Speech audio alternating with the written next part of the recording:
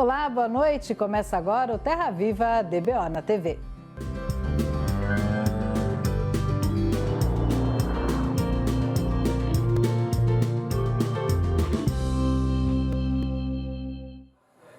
E o zootecnista Alexandre Zadra responde às perguntas dos pecuaristas no quadro Raças e Cruzamentos.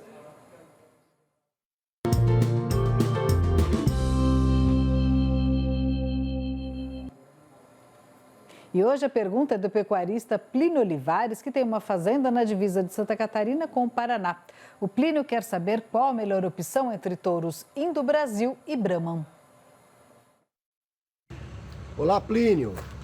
Bem, Plínio, antes da gente falar quais raças utilizar sobre o seu gado, a gente tem que avaliar, analisar suas vacas. Você tem vacas europeias, cruzadas entre raças europeias, e tem também as cruzadas entre dois taurinos, mas uma delas é adaptada, que é o caracu. E quando você tem uma parte do seu gado caracu, significa que você produziu animais que são mais adaptados, já que o caracu é uma raça adaptada, uma raça tropical. Muito bem, então esse gado você tem então um gado mais europeu, um gado do frio, e tem um gado que é meio sangue frio, como por exemplo as filhas de caracu, que perdem o pelo no verão e cresce o pelo, elas vão ganhar pelo no inverno para se proteger, esse gado filha de caracu. Animais que você tem flexibilidade para verão e inverno. Aí, quais raças usar sobre essas suas matrizes? Você pensou bem quando você falou e pensa em utilizar aí um zebuíno, porque você vai gerar heterose, 100% de heterose usando o zebuíno, e vai gerar animais com pelo zero, vai produzir animais com pelo zero, pelo curto, que para o verão vai perder pelo e no inverno vai ganhar pelo, para se proteger. Então, o zebuíno que eu recomendo para você ficaria entre o Nelore e o Brahman. Agora, lembre-se que nunca utilizar zebuíno sobre as suas novilhinhas, que são todas taurinas. A gente sabe que os problemas de distocia ou problemas de parto ou as distocias que ocorrem na fazenda, na sua grande maioria, vem quando usamos zebuíno sobre as novilhinhas taurinizadas, porque ele fica 10 a 15 dias a mais dentro dela, é uma gestação mais comprida, o que faz com que os bezerros nasçam pesados. Zebuínos só devem ser usados sobre matrizes taurinas se forem adultas, logicamente vacas. Então, agora qual raça usar? Como eu falei, eu daria preferência para o Nelore sobre as suas taurinas, para você aproveitar as fêmeas. O Nelore tem uma fertilidade muito boa, você pode escolher entre Seipe e PO. Se você quiser animais de menor porte, os Nelore Seipe. Se você quiser animais de maior porte, os Nelore PO. E você usar em segunda opção o Brahman, que é uma raça que produz bezerros muito bons, na desmama são muito pesados, musculosos e que produzem, você vai gerar animais realmente muito bons, ok? Espero ter respondido sua pergunta, Plínio. Um abraço a todos e vamos para o campo. Obrigada. E o Instituto de Defesa Agropecuária confirmou um caso de raiva bovina em uma propriedade rural de Porto Estrela, em Mato Grosso. De acordo com o INDEA, um boi morreu na semana passada com sintomas de raiva. A doença foi confirmada após exames feitos no laboratório do Instituto em Cuiabá. A Secretaria de Saúde de Porto Estrela e todas as mais de 80 propriedades em um raio de 10 quilômetros, onde o foco foi detectado, foram notificadas para ficarem alerta, vacinar os bezerros e revacinar os gados. Com essa confirmação, já são 14 o número de casos de raiva bovina em Mato Grosso neste ano. E o DBO na TV vai para um rápido intervalo. Até já. Impresso ou digital? Se você quer o melhor conteúdo para a pecuária, fique com os dois. Tenha sempre seus exemplares da DBO à disposição, no escritório, na caminhonete ou ao alcance de seus colaboradores na fazenda. DBO é fonte de conhecimento, reportagens de campo, matérias, artigos e análises de mercado. Entre lá na nossa loja no portal DBO e faça sua assinatura impressa e digital ou só digital. 100 mil hectares de pastagens foram recuperados no projeto FIP Paisagens Rurais. Sobre este assunto, eu converso agora com a Bárbara Evelyn, assessora técnica do Senar, está aqui no telão. Boa noite, obrigada pela participação, Bárbara. Boa noite, eu que agradeço, Renata. Você está falando desse projeto, explicando o projeto. Esse projeto incentiva a recuperação ambiental, é isso? Bom, de forma geral, o projeto trabalha a gestão integrada da paisagem e automaticamente a gente tem um olhar tanto para a recuperação de pastagens degradadas quanto para a conservação das APPs e reservas legais. Então, para que isso acontecesse, nós selecionamos algumas bacias hidrográficas, onde dentro dessas bacias nós identificamos produtores da bovinocultura de leite e de corte que tinham potencial para serem atendidos. E aí, dentro das ações que a gente realizou, nós trabalhamos conservação de solo, de água, a proteção dessas áreas de preservação em relação à entrada de animais. Então, tivemos várias ações que automaticamente convergem aí, com certeza, para a recuperação ambiental. Como é que funciona? Como é que esses produtores foram selecionados? Por que eles tinham potencial? Bom, a gente, quando nós fomos trabalhar a seleção das áreas, nós selecionamos as bacias hidrográficas onde tinham o maior nível de criticidade em relação ao percentual de animais, ao percentual de pastagens degradadas e a quantidade de animais que a gente tinha sendo produzidos nessas áreas. E nós identificamos alguns pontos críticos e foi onde a gente fez a mobilização para identificarmos os produtores que tinham interesse em atuar, né, no projeto, considerando que o projeto abrange não só a parte produtiva, mas esse olhar para a propriedade como um todo, e fizemos essa mobilização buscando produtores de bovinocultura de leite, bovinocultura de corte, que estivessem situados dentro dessas bacias selecionadas. O projeto aconteceu em 7 estados do bioma cerrado, em 65 municípios, e dentro dessa abrangência, nós alcançamos cerca de 6.400 propriedades com atendimento da assistência técnica e gerencial aí durante 24 meses. Bacana. Foram 7 regiões, então quais regiões foram atendidas do Cerrado? Isso, foi o estado da Bahia, Goiás, Maranhão, Tocantins, Minas Gerais, Mato Grosso do Sul. Os técnicos do Senar, eles têm um acompanhamento muito próximo das propriedades. Foi em cima dessas informações dos técnicos do Senar que vocês fizeram esse levantamento, que vocês tiveram esse olhar para essas propriedades? Isso, os técnicos de campo, eles dão suporte diretamente nas propriedades, então eles nos apoiaram também nessa mobilização juntamente com os sindicatos rurais e durante o trabalho deles, eles tiveram esse cuidado de fazerem um diagnóstico dessa propriedade para identificarem qual a situação dessa propriedade, tanto em termos produtivos quanto em termos econômicos e de gestão ambiental, para que eles pudessem, durante a condução dos trabalhos, fazer as intervenções necessárias, né, de orientação, de estímulo ao produtor para que ele fizesse a adoção dessas práticas.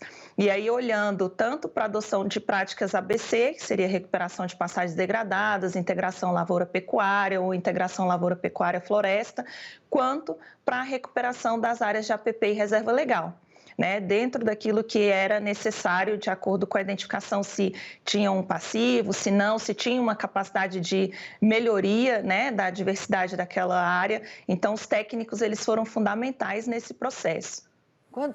Foram 5 anos de projeto, é isso? Quantos hectares recuperados? O projeto está em execução desde 2019, né? A gente conseguiu uma extensão de prazo, ele vai até novembro de 2025, e nós executamos, dentro desse projeto, a implementação de 2 políticas públicas, né? Por um lado, o Plano ABC e, por outro, o Código Florestal.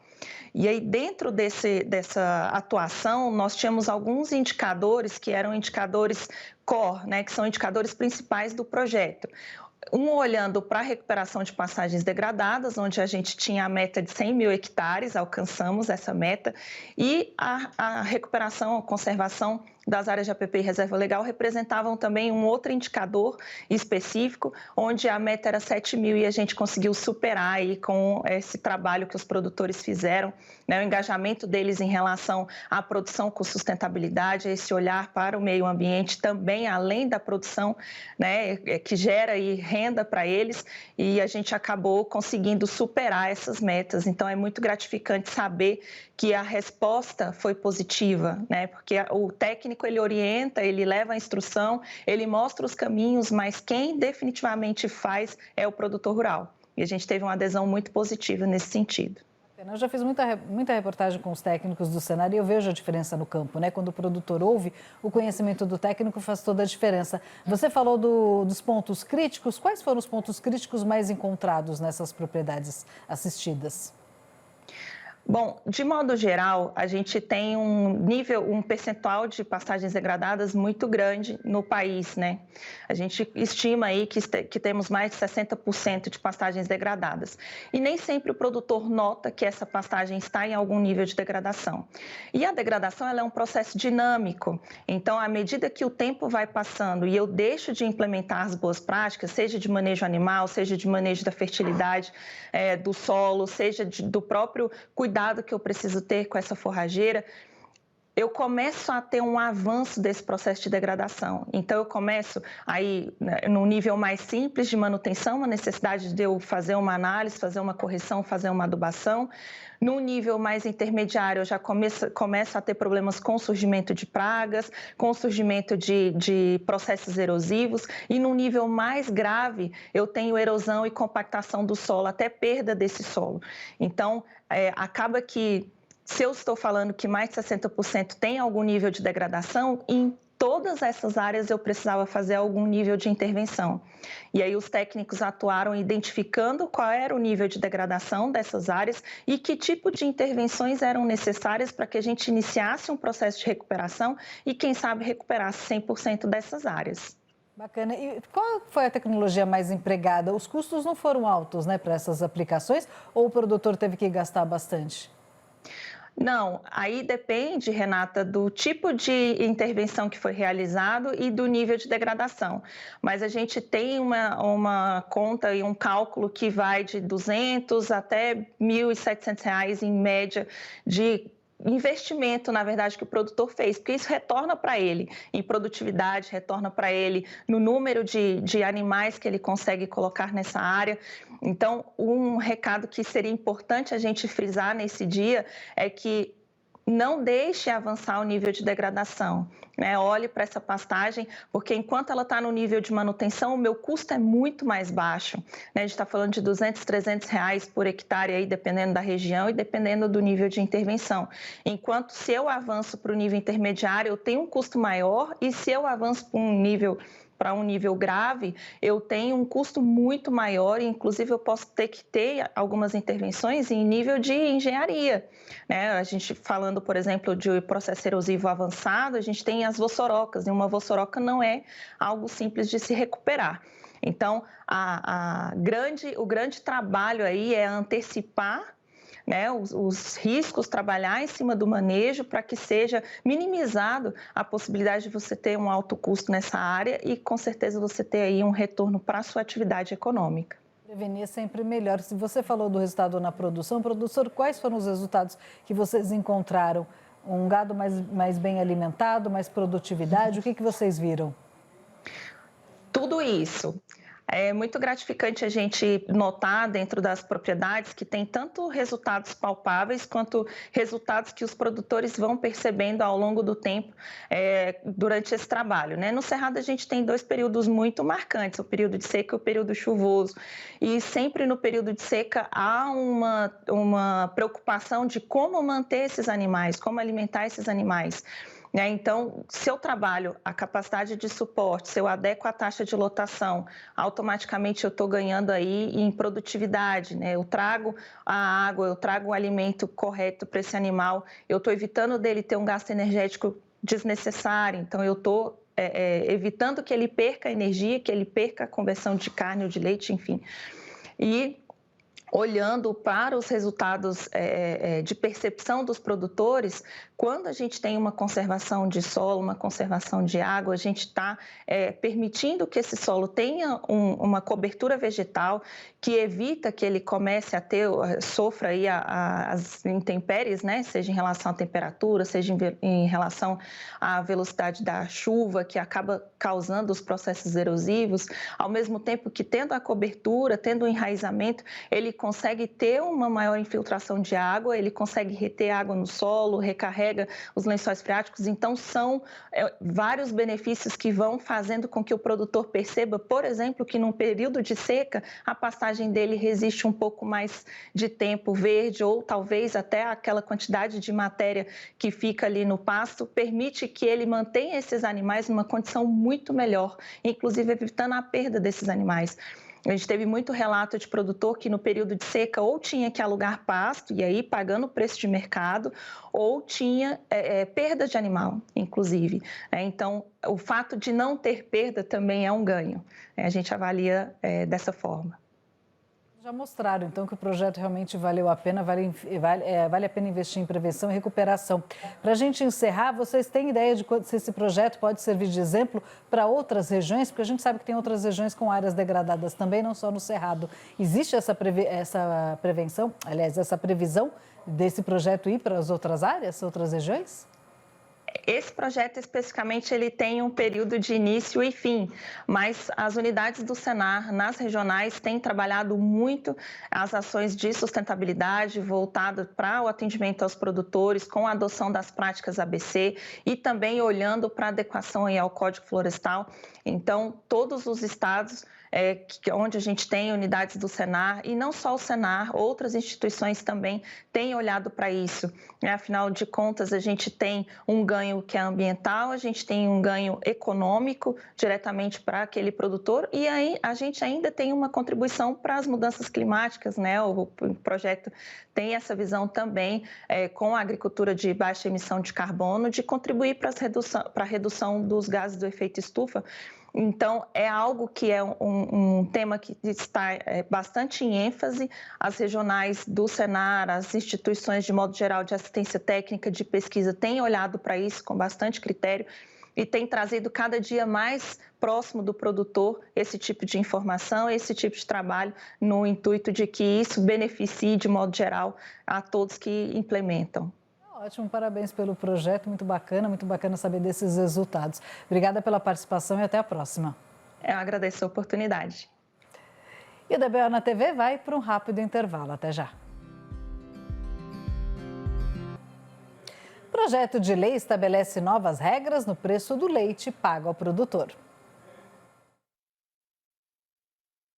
O PL foi aprovado pela Comissão de Agricultura e Pecuária da Câmara dos Deputados. O texto prevê a inclusão de adicionais no preço pago ao produtor de leite.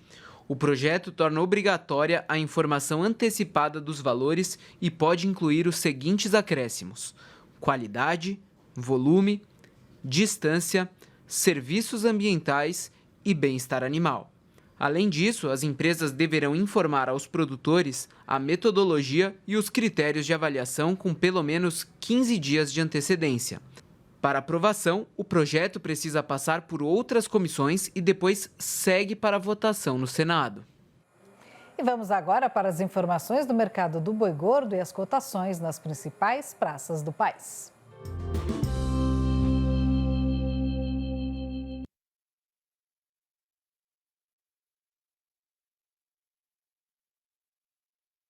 Nesta quinta-feira, o mercado do boi gordo fechou menos agitado que ontem, mas ainda assim a pressão altista segue em diversas regiões de negociação do país.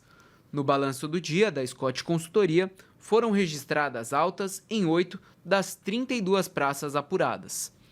No Mato Grosso do Sul, em Dourados e Campo Grande, o preço da vaca subiu para R$ 232, a prazo e ainda sem descontar o fundo rural.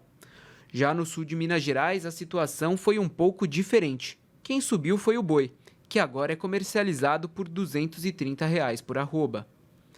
No sul da Bahia, a alta foi geral. A cotação do macho agora trabalha em R$ 218 e a da fêmea em R$ 207.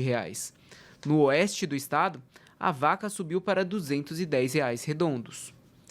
Em Marabá, no Pará, o pecuarista não recebe menos que R$ 218 pelo boi.